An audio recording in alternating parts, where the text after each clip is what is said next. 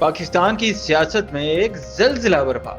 Supreme court से इमरान खान को मिल गया वो रिलीफ जिसका इंतजार कौम बरसों से कर रही। जी हाँ नाजरीन, सुप्रीम कोर्ट ने 9 मई के 8 मुकदमात में बानी चेयरमैन पीटीआई इमरान खान की जमानत की दरख्वास्तें मंजूर कर ली हैं। ये वही मुकदमात थे जिन्हें इमरान खान के सियासी मुस्तकबिल के लिए सबसे बड़ी रुकावट समझा जा रहा था। लाहौर हाई कोर्ट का दिया गया फैसला कलाअदम करार देते हुए अदालत उज़्मा ने न सिर्फ इमरान खान के हक में फैसला सुनाया बल्कि अफ्रीकैन को मजीद हिदायत के लिए एक बजट चैम्बर में तलब भी कर लिया है। मगर सवाल ये है, क्या इमरान खान वाकई रिहा हो जाएंगे? यहाँ मामला थोड़ा पेचीदा है क्योंकि रावलपिंडी में दर्ज 43 मुकदमात में इमरान खान ने अब तक जमानत हासिल नहीं की। ये तमाम मुकदमात सितंबर, अक्टूबर, नवंबर के एहतजाज से जुड़े हुए, यानी एक तरफ 9 मई के मुकदमात में जमानतें मंजूर हो चुकी हैं, लेकिन दूसरी तरफ दर्जनों केसेस अभी भी इमरान खान के गिर्द घेरा तंग किए हुए हैं। और दिलचस्प बात यह है कि 9 मई के मुकदमात में जमानतें मंजूर होने के बावजूद मचल के अभी तक दाखिल नहीं कराए गए, यानी कानूनी तौर पर इमरान खान की रिहाई का रास्ता खुल तो गया है लेकिन दरवाजा अभी पूरी तरह नहीं खुला। सियासी पंडितों के मुताबिक ये फैसला इमरान खान की सियासत में नई रूह